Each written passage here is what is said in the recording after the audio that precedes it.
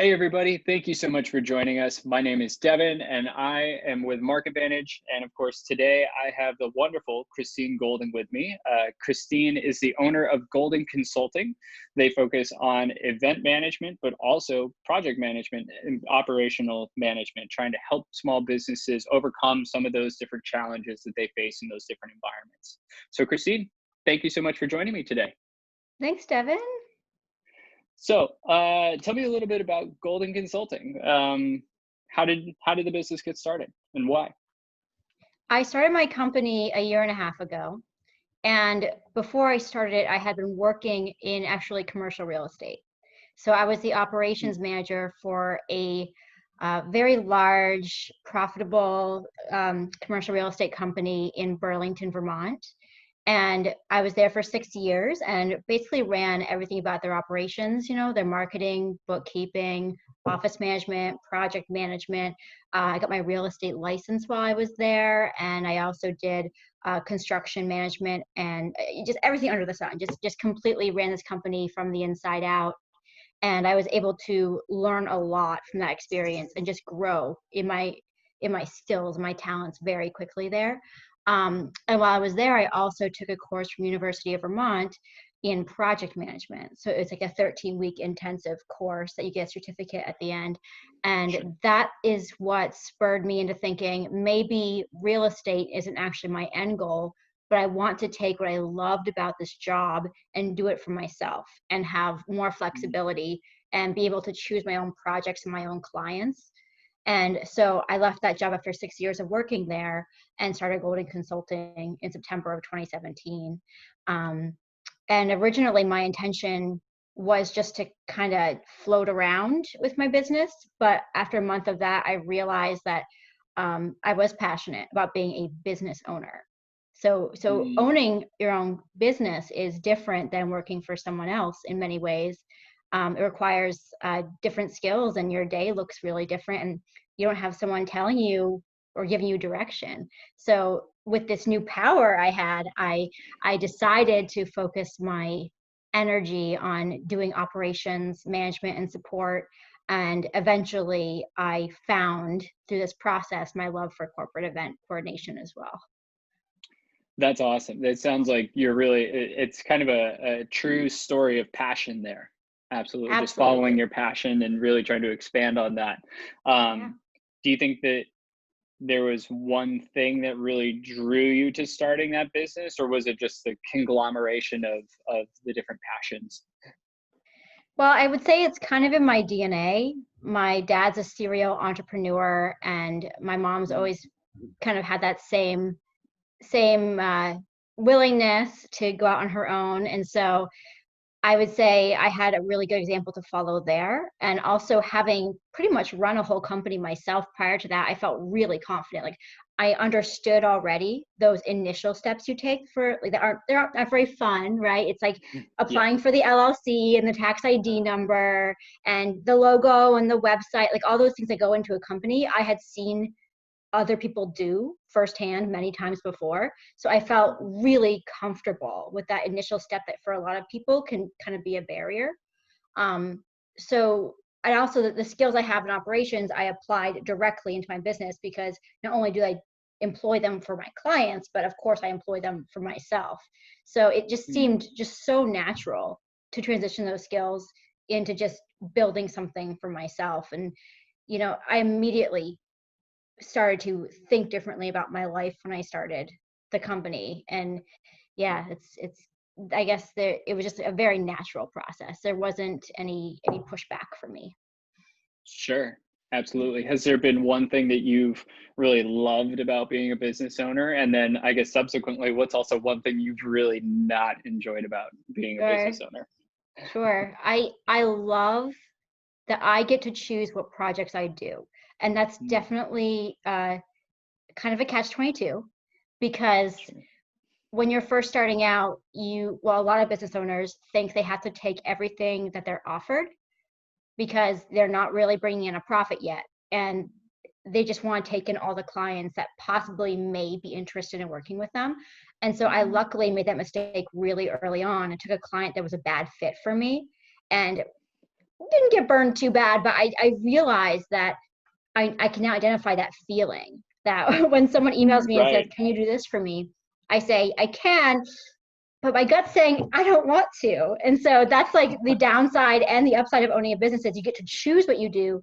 But the downside is you really have to fight your own nature and say, am I passionate about this client, this work, this personality, and be willing to turn away work, which can be really painful. That's a very tough decision to do. I think businesses have to, any business at some point has to deal with that, right? But the fact is, I think it's a tough place to be in because you don't want to turn away the money, right? Or the Exactly. opportunity that you feel like, oh, finally I get a piece of business, but it's Yeah, like it's just not a good fit. So I'm glad to hear that you've wrestled with that. I think as most other companies have as well. probably. Yeah. I'm sure that's not unique. Yeah. But talk to me about some of your past experiences. Those are definitely unique. How have they influenced you towards getting your business to where it is today? Oh my gosh. I am like a diamond that's been just chiseled down at this point. I've had so many experiences, good and bad, in my life. I mean, I've worked since I was 15, so I've been an employed person, like a working person for a long time. And of course, it was a lot like retail at first when I was 15 and whatever. But I did have the experience of working for an employer that was extremely emotionally abusive at one point. I was there for a year and a Mm, half. And that really showed me my strength. And at the end of the experience, that was very painful. I started to trust in my own instincts and draw better boundaries for myself. But then when I did work for my last employer, which was the commercial real estate work, that's when I found what actually makes me thrive.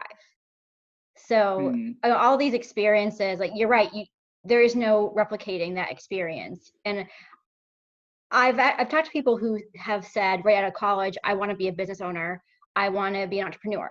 And my question is always, mhm. why? Like entrepreneur isn't a job. I hate to break it to you, but Right. what are you passionate about doing? Okay, turn that into a business and now you're an entrepreneur. But you have to identify what that passion is first. So I am a big believer that you should work for other people first. You should cut your teeth. You should get experience. You should find mentorship and learn from others and make mistakes and watch others make mistakes.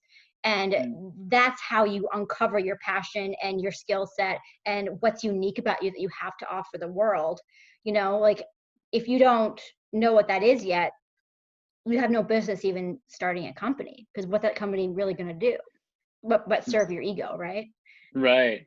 Right. Do you feel like you inherited some skills from your parents that really helped you kind of learn that ideology or really want you to cut your teeth into starting your own business? And if so, Yes, what? I definitely do. Yeah, definitely my dad is more of the entrepreneur, and um I don't know if I want to be a business owner quite the way he is. He's very growth oriented, very profit oriented, and he creates these mountains of companies. And I think I personally want more balance in my life than he has. He Mm, always was traveling a lot. He still travels a lot for his work. And he complains about mm. it, but I think there's something in him that must like it because he's been doing it for 30 or 40 years now. Sure. So watching him, it showed me that you don't have to know what you're doing to move forward. That what matters really is just building momentum, and it's okay to figure out as you go what you're doing. So that was a really nice thing to see. And I also got to learn from my parents, just like we all do, what you don't want to be.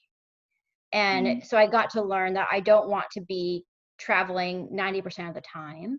I don't want to be on my phone all the time. I want to have balance. And that the purpose for a company for me and owning my own business for me was not to make money. I know sounds crazy, but I left the job where I was getting paid pretty well. I could have just stuck there if money was the main motivator. But I mm, learned from my mom, the other side, that money for me is not a big motivator. Freedom is a motivator and passion is a motivator. But as long as I'm at a certain level of consistency and security, anything's possible. And I'm happy to to take less work if it means maintaining that balance for myself. So that's what I learned from my parents and my experiences. Both the good and the bad. And I mean, you've clearly you made your own success. And I appreciate that you kind of have that self-awareness, right? That beyond what the typical business owner is of just, let's just drive as much profit. Sounds like what your dad, but you appreciate the balance. And there's nothing wrong with that. If that's your motivator, there's absolutely nothing wrong with that. It's just about tapping into whatever is your motivation, right? Sure. That's awesome. Well, that's incredible self-awareness. So thank you. Kudos for figuring that out. Let's talk about project management for a little bit. How do you see, why is it important, I guess, as it relates to business operations for businesses to be aware of the, proper project management, business operations? How does that play in on a day-to-day basis for businesses, or why should it? Yeah. And sometimes people don't realize what is operations. When I say operations to people, especially when I'm trying to explain to them what I do, I oftentimes get that like glazed look of like not really comprehending what operations is. And the reason for that is because there's a lot of things we do that we don't consider operations. So answering emails, scheduling things into your calendar, using Calendly and scheduling things that way, or using CSM, like all these programs and systems that we have in the background running our businesses, we don't always realize, but those are not things to take for granted. And they should be assessed, and they should have a purpose, and they should be serving us more than detracting from our energy and our time. And so that to me is the value of good operations for a business. They take a little more effort to put in place, but once you have a good system in place, it frees you up to grow or change or, do whatever you want to do in your business. And I'm actually surprised by how many clients I've worked with who I respect them always, but I'm surprised to find that they don't have strong systems in place in the back end, that they're kind of like the ducks in the water with their legs going like this. They're managing a lot on their own when they don't really have to, when things can be automated to serve them better. And they look really successful on the outside, and they're making money, and they have a lot of clients, and they have shiny marketing. But you see so much effort being put toward that back-end administrative maintenance. And so because I just love analyzing systems and figuring out better ways to do things, that's just my passion. It's just completely innate in me. That's why these people are great clients for me, because they have all the makings of having this industrious and really efficient system, and they're so smart and so capable, and all they need is a little bit of push in the right direction, and they can just really soar. So that's a really fun thing about operations. Sure, absolutely. Do you find that a lot of companies are just kind of spinning their wheels oftentimes, or they're just not, obviously, I mean, you're getting hired for this, but do you often see certain trends with how companies are not using their platforms or some of the other things like that? Is there a common trend among those? I think the number one place people can shore up their operations is in their bookkeeping. There's like a million ways to reach the same goal, but you got to figure out what works for you. And for some people, it's using QuickBooks. For some people, QuickBooks Online is too complicated. I personally can't stand QuickBooks Online. And for some people, it's just Excel sheets, and that's completely fine. It's just what works for you, and understand that there will come a time when it's time to upgrade or ask for help or have a bookkeeper do it for you. The key is taking things you don't like, that you dread or don't do well, and finding something or someone else to do it for you. That's just like the golden rule of operations. If you don't like to do something, you're either not going to do it at all, or you're not going to do it very well. And me too. There are lots of things that I send to someone else that I'm just like my website. I just did a new website recently. So my address is a brand new website. And I did it in Wix all by myself a year and a half ago. And I was like, oh, it's pretty good. Then I saw this new design and said, you're doing this for me. I thought I was good. I was not good. So you learn like what you're actually good at, and you just can't be good at everything. I think a lot of small business owners and solopreneurs take a lot of responsibility on themselves to manage every aspect of their business because they want to control everything, right? They have their own vision for everything. But getting that outside perspective and getting outside help is like the best thing you can do for yourself. That's interesting. Do you feel like that's one of the common challenges that you might run into, is trying to help show the person, the business owner, whoever, that, there are better ways to do things? And, I'm curious. Well, the thing is, if I'm in the door with them, if I'm already talking to them, it's because they've identified a need. Like they're really struggling and there's a pain point and they're ready to talk to someone about it, usually, unless they're referred to me by someone else who is identifying that pain point for them, but usually it's kind of like with therapy or anything, like you kind of don't ask for help until you realize you need it and you're willing to admit that you need it. So I actually usually meet my clients when they're already at that point of like desperation, or that they're already low enough. They're like, okay, I actually really need help with this. I can't do this on my own. But I wish I found them earlier when they didn't know it yet. I wish I did. If you can think of a way for me to do that, let me know. Got it. Cool. No, that's good to know. It's yeah. So I guess that definitely makes me wonder, do you see that some of those same trends also apply in event management as well, or is that kind of a whole different animal by itself? I use similar skills for event coordination, but I kind of think it's different. I think people are more willing to admit they need help with an event than with something so intrinsic as their business operations. Yeah. People are used to using a team to do an event. They're open to the idea. They know they're not, it's kind of like with website design. Like they know they're not the expert. That's pretty clear. They don't know how to code. They're willing to identify that pretty quickly. But when it's someone's back end operations that are like, they've been, they built from scratch and it's their baby, they're a little bit less willing to admit they need help. But yeah, so I think that events, surprisingly to me at first, at least, really utilize the same skills that I use for working with people's operations, which is being strategic and being organized and process oriented, and just the way my brain works. I mean, like you have to find work for you that fits with your brain profile, I think.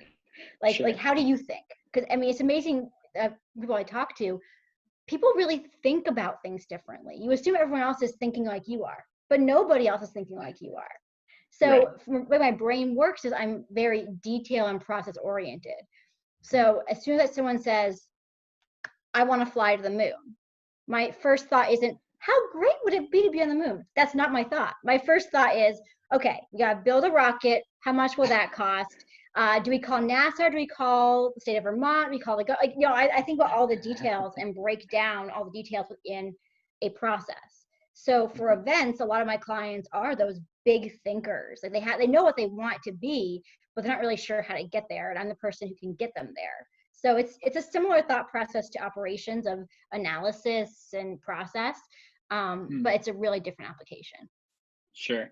How did that transition look like to you, from going from just operations focused to then going into kind of the event management or the event space as a whole? It felt like a 180. It felt like, oh my God, I'm not in the right field. Like maybe there's something else out there for me. And my very first event was a surprise to me. Someone identified me as wanting me to work on their event, and I had never thought of it before. Like if they had gotten up and said, I'm looking for someone to help me plan this event, I'd be like, oh, I'll help you find an event planner. Like that would have been my response. But they said, I want you to do this. And I said, I trust you. I trust that you see something in me that I don't see yet, and I'm going to give this a go because I got a good feeling about it. So that's how it was sprung. And it was a 100+ person professional conference, as it turned out. And it was great. That's awesome.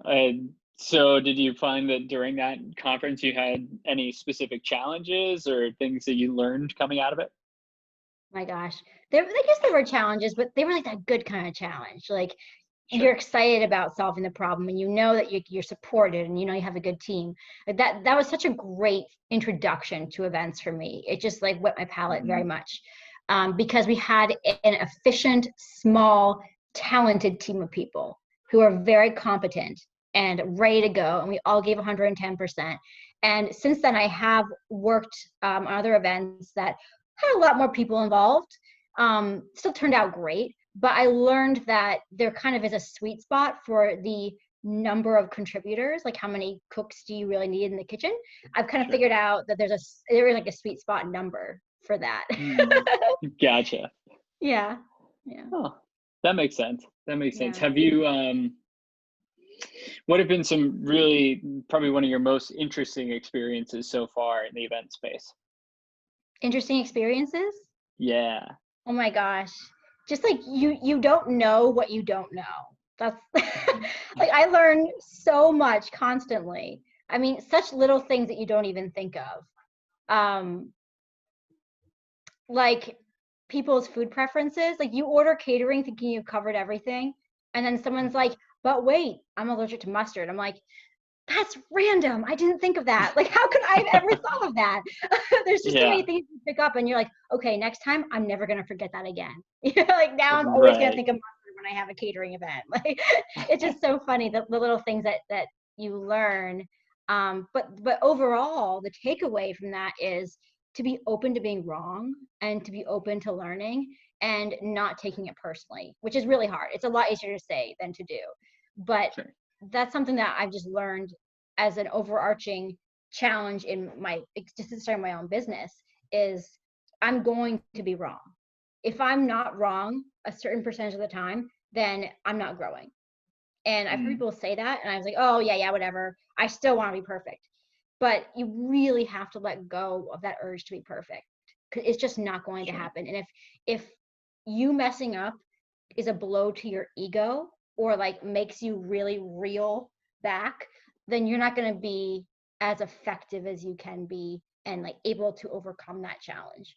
So that's been like the overall takeaway in terms of challenges that I've faced.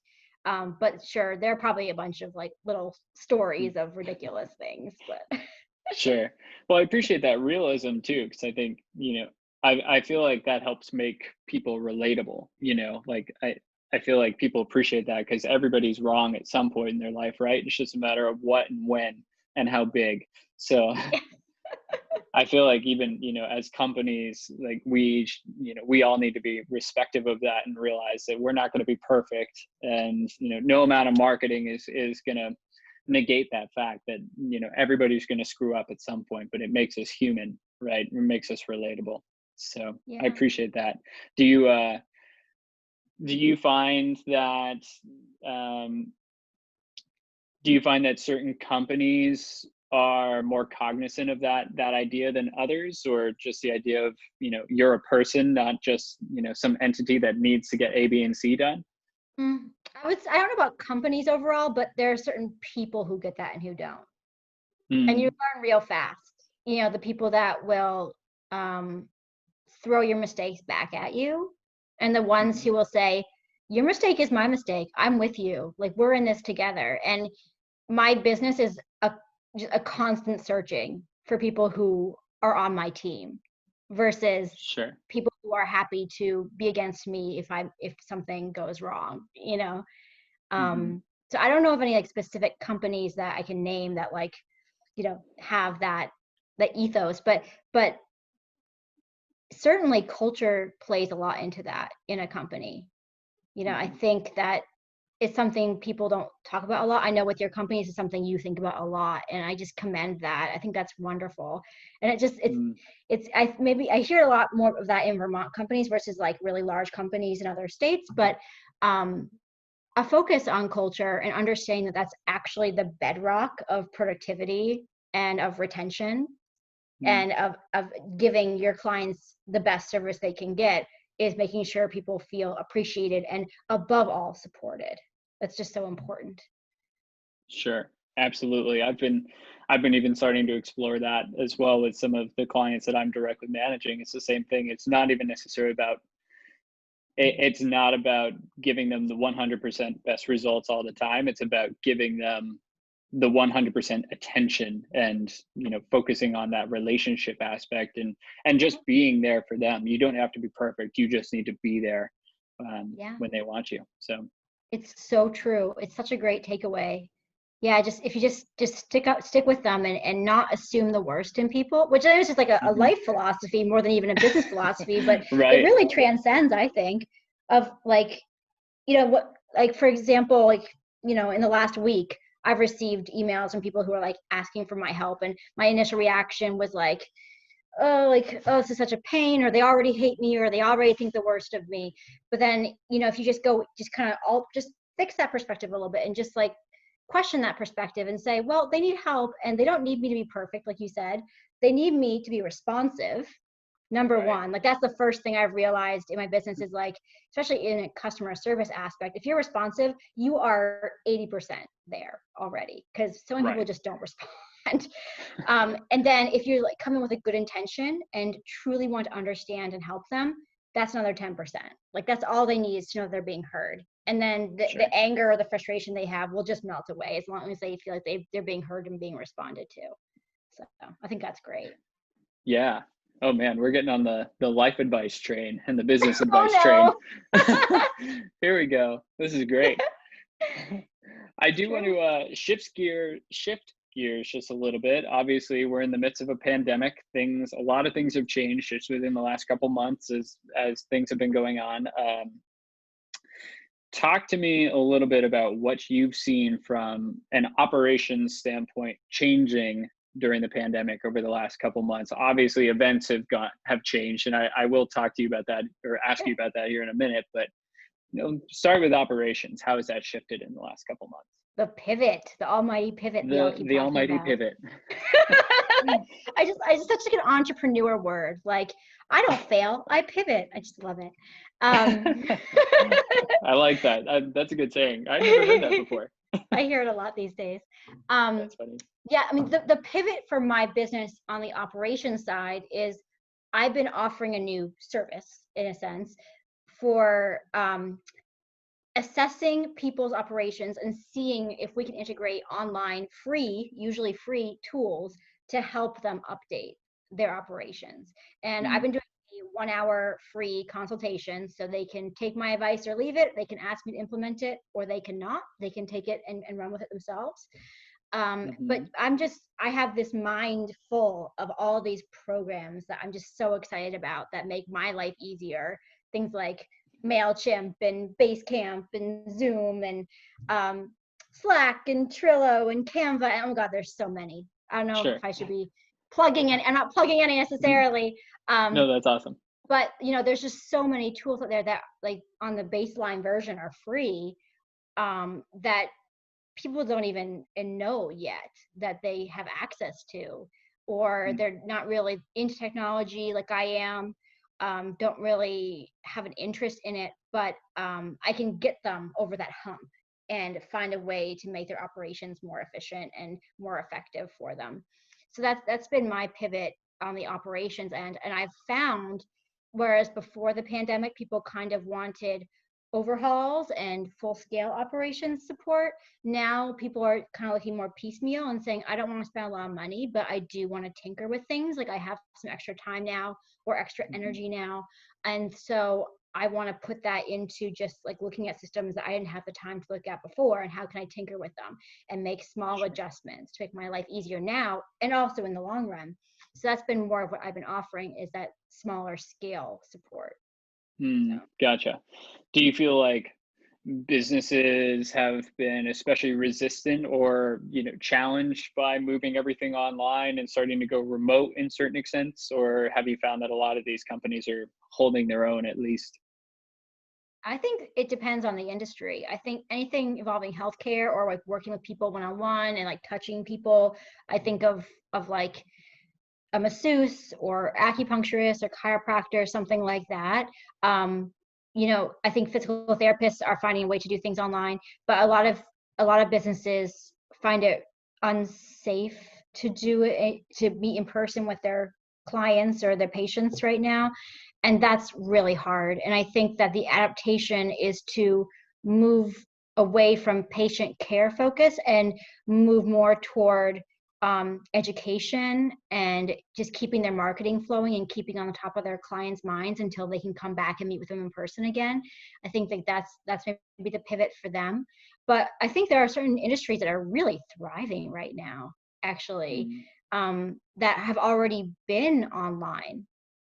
I think of like bookkeeping companies and people, accountants, real estate attorneys, you know, the real estate industry. There's a lot of, they use Dotloop, for example. A lot of these industries have already been functioning online just to make things easier for their clients, not because they saw a pandemic coming by any means, but, you know, they've already been operating that way.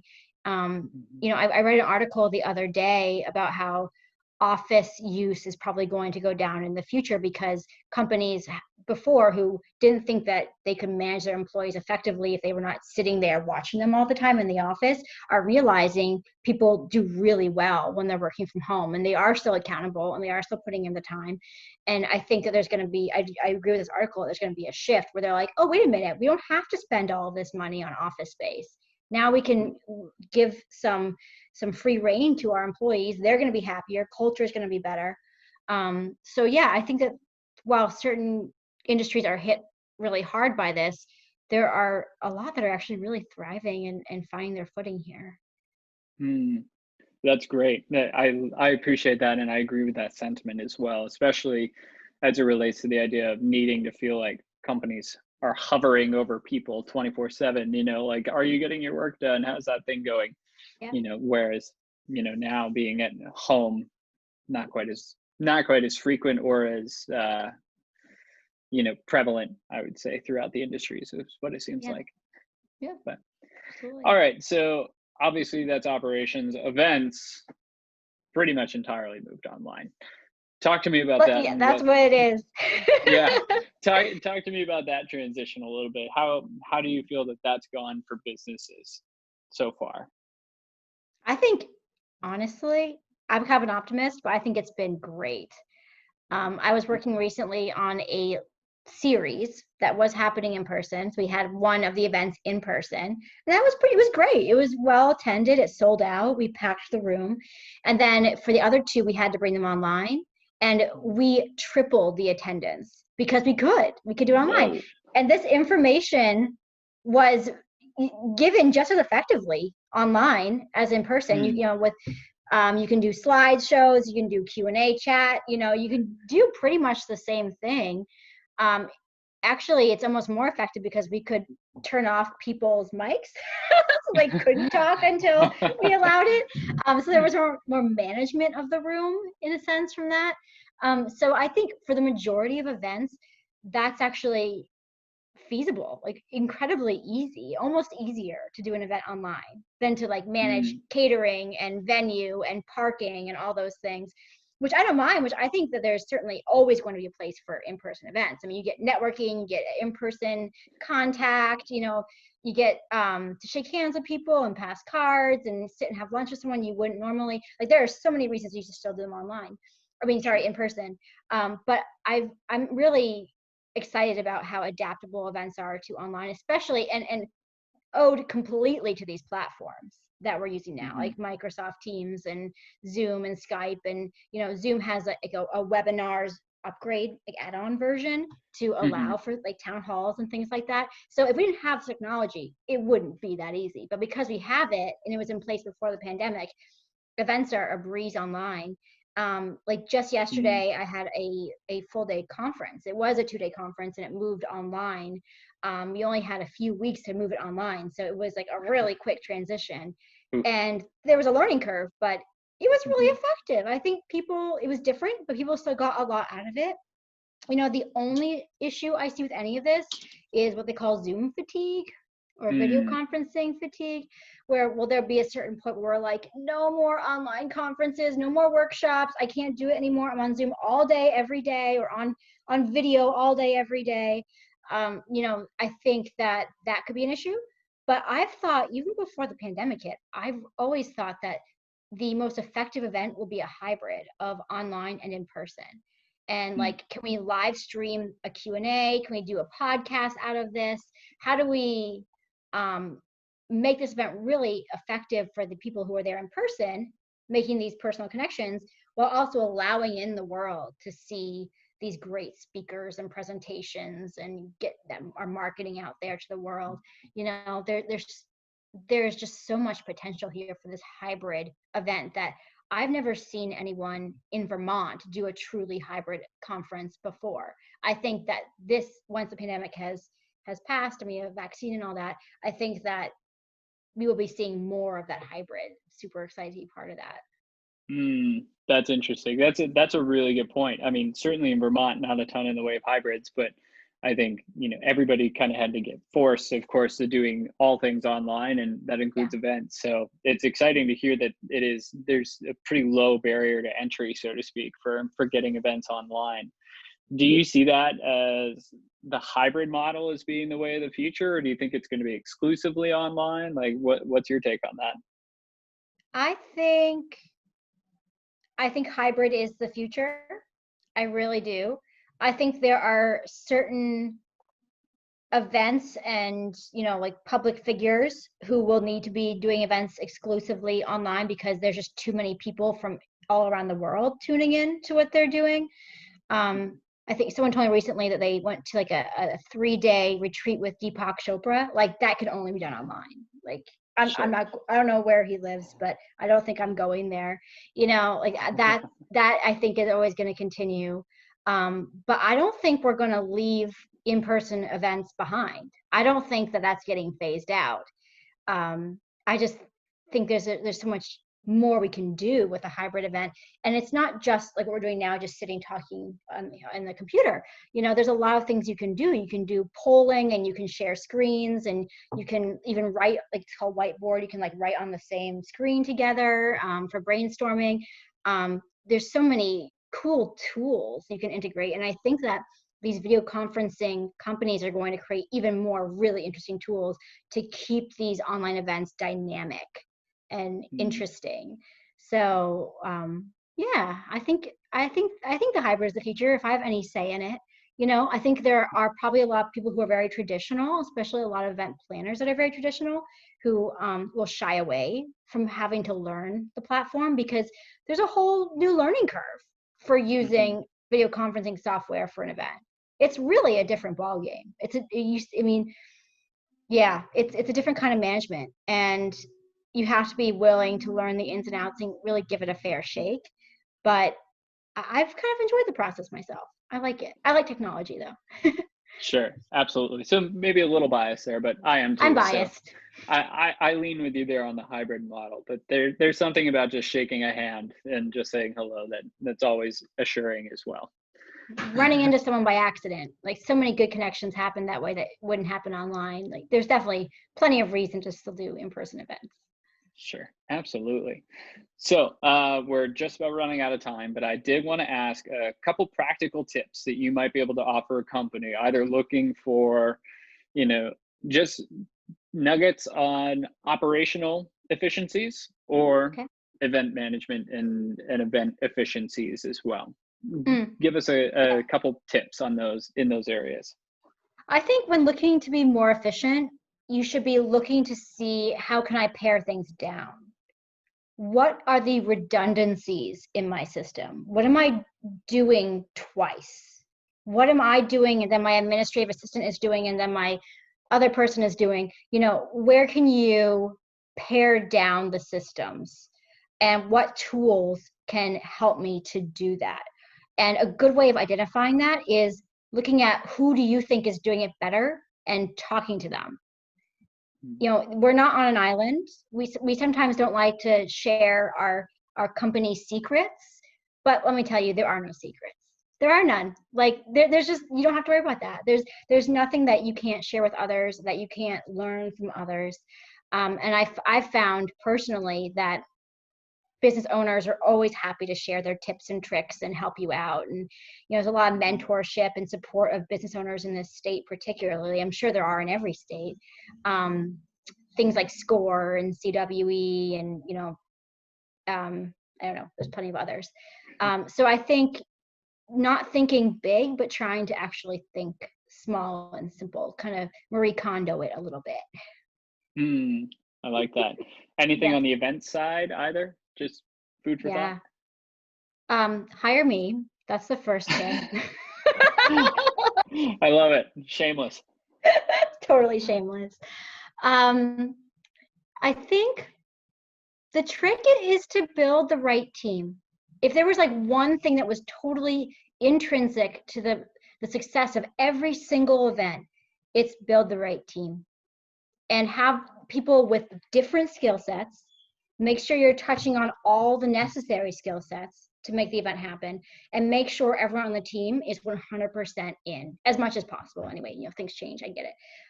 But you're just like with a company, with events, your team is what makes or breaks the end product. So just getting people who are excited to be involved, I think that's the number one tip I can give for events. Everything else will work out if everyone is excited and wants it to work out. Sure. Yeah. That's awesome. Great tips. I love it. Where can people find you, or how can they get in touch with you online? Yes. Well, I guess the most obvious one is my website, and that's goldenconsultingllc.com. Golden like Golden Girls. And my name is Christine Golden again. Right. So that's everything's on there. My portfolio, my services, all my contact info, my Facebook. That's the hub of where everything lives. But I am happy to talk to anyone, even if it's not a client relationship. That doesn't even matter to me. Like, I just love networking with like-minded people who are growth-minded and just want to meet. I just want to meet really interesting, motivated, happy people. So if that's you, I want to hear from you, wherever you are. Cool. I appreciate it. I'll make sure to leave the URL in the show notes as well. So, Christine, thank you so much for being here. I appreciate your time and all of your wonderful tips. And for those of you watching or listening, definitely go to markadvantage.com to check out more great content like this, or our YouTube channel. But Christine, thank you again. I appreciate it. Thank you so much.